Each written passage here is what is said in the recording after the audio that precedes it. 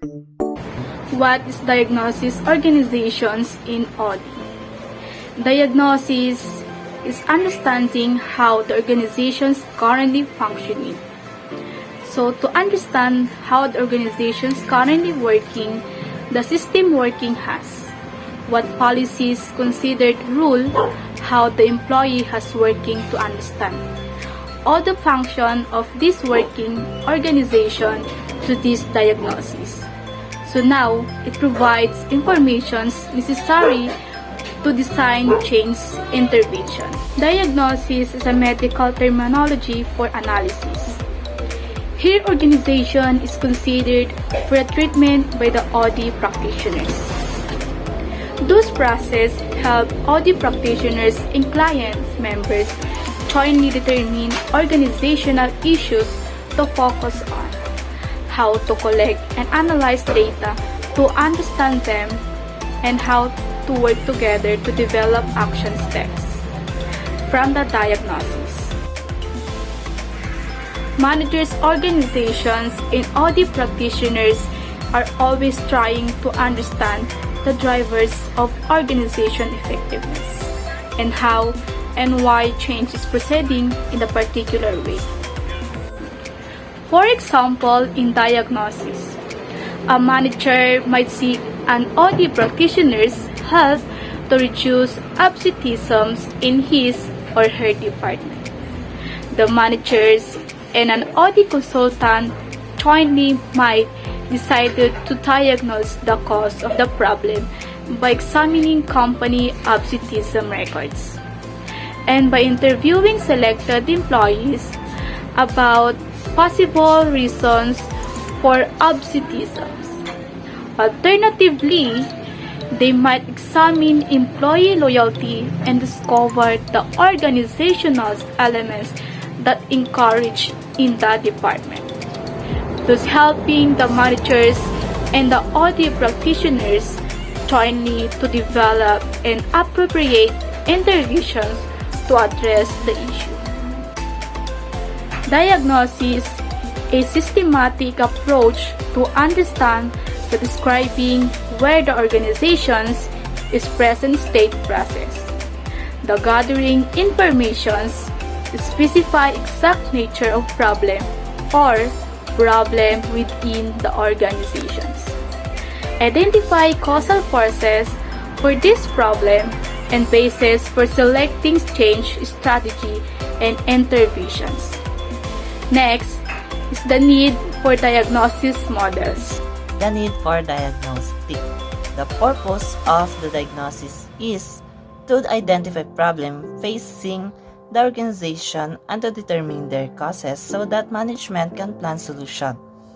An organizational diagnosis process is a powerful consciousness-raising activity in its own right. It means usefulness lies in the action that it induces. As you can see in this figure, the open system model recognizes the organizations exist in the context of a large environment that affect how the organization performs and in turn is affected by how the organization interact with it. The model suggests that organizations operate within an external environment, takes specific inputs from the environment and transforms those inputs using social and technical process.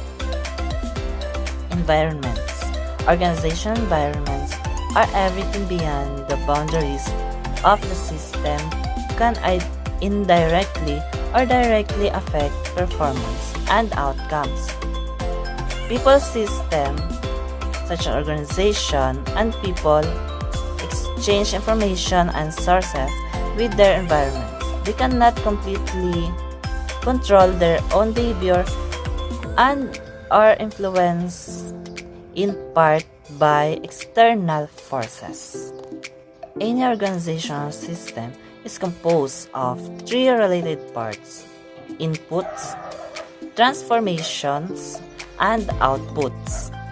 Inputs consist of human resources or other resources such information, energy, and material coming into the system.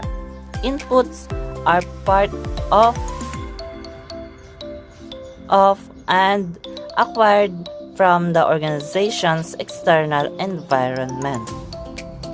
Next is transformations. The transformations are the process of converting inputs into outputs. The organizations, a production of operations function composed of both social and technological components generally carries out informations. The third is outputs. Outputs are the result of what transformed by the system and sent to the environment.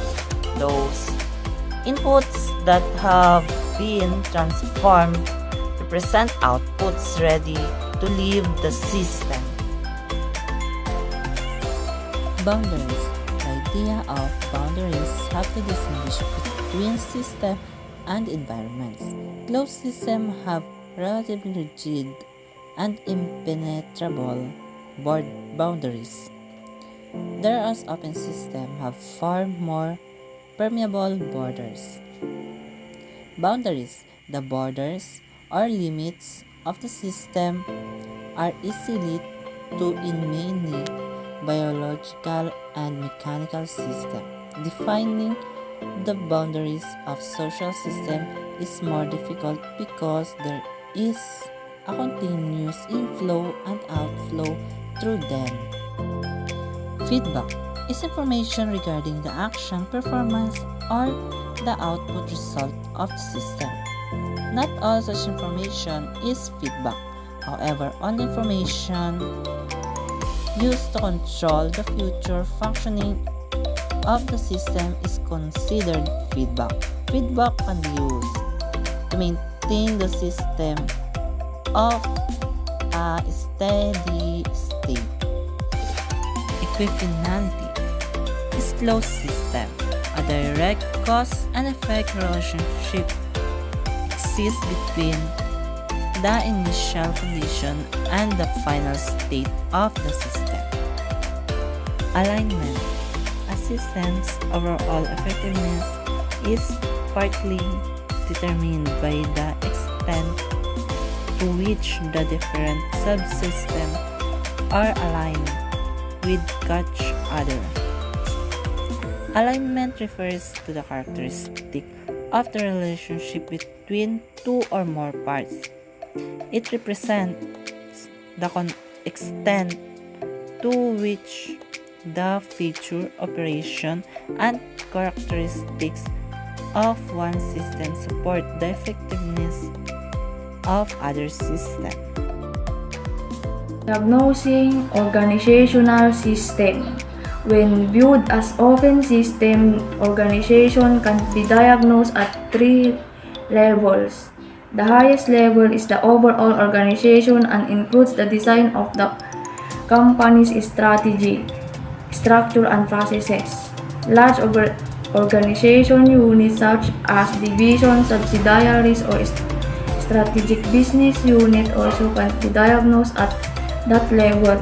The next lowest level is the group of department, which includes group design and device for structuring interaction among members such as norms and work schedules.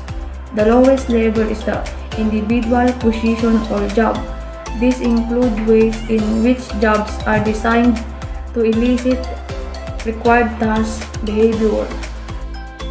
Diagnosis can occur at all 3 organizational levels, or it may be limited to issues occurring at a particular level. The key to effective diagnosing is knowing what to look for at each level as well as how the levels affect each other. For example, diagnosing a work group requires a knowledge of the variables important for group functioning and how the largest organization design affect the group.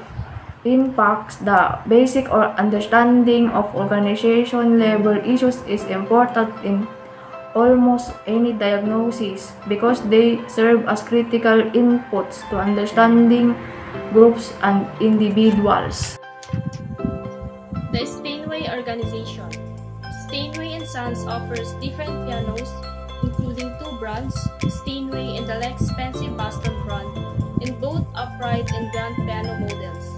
This company handcrafts its grand pianos in New York and Germany and sells them through more than 200 independent dealers. The company also owns 7 retail outlets in New York, New Jersey, London, Hamburg, and Berlin. Steinway & Sons is proud to partner with a number of organizations that expand the reach of music education by bringing in school programming into life, as well as providing sustained, in-depth learning experiences for young musicians. Steinway enjoy a host of collaborative partnerships with cultural institutions as well. Steinway & Sons is honored to support their work, providing pianos for recording sessions and performances by the Afro-Latin Jazz Alliance Orchestra. What is the company's general environment? Steinway external environment is only moderately uncertain and not very complex. Socially, Steinway is an important part of a country's artistic culture and fine arts. What is the company's task environment? Steinway's industry is moderately competitive, and profit pressures can be mapped looking at 5 key forces. First, the threat of entry. Second, threat of substitute. Third, bargaining power of supplies. Fourth, bargaining power of buyers. And last, the rivalry among firms is it. What is the company's strategy? Steinway's primary strategy is attempt to meet their financial and other objectives by offering a unique and high-quality product to sophisticated artists. No formal mission or goals are mentioned in the case, and this makes it somewhat difficult to judge the effectiveness of this strategy. What is Steinway's culture? Steinway culture can be inferred. Steinway's culture of quality and responsiveness promotes coordination among the production tasks, serve as method of socializing and developing people, and establishes method for moving information around the organization. Steinway Strategic Orientation. Steinway & Sons, also known as Steinway, is an American and German manufacturer of handmade pianos. German immigrant Heinrich Engelhard Steinway founded it in 1853 in New York City. The company's growth led to the opening of a factory and employee village in what is now Astoria, Queens in New York City, followed by a second factory in Hamburg, Germany in 1880. Heinrich Engelhard Steinway's dedication was to build the best piano possible.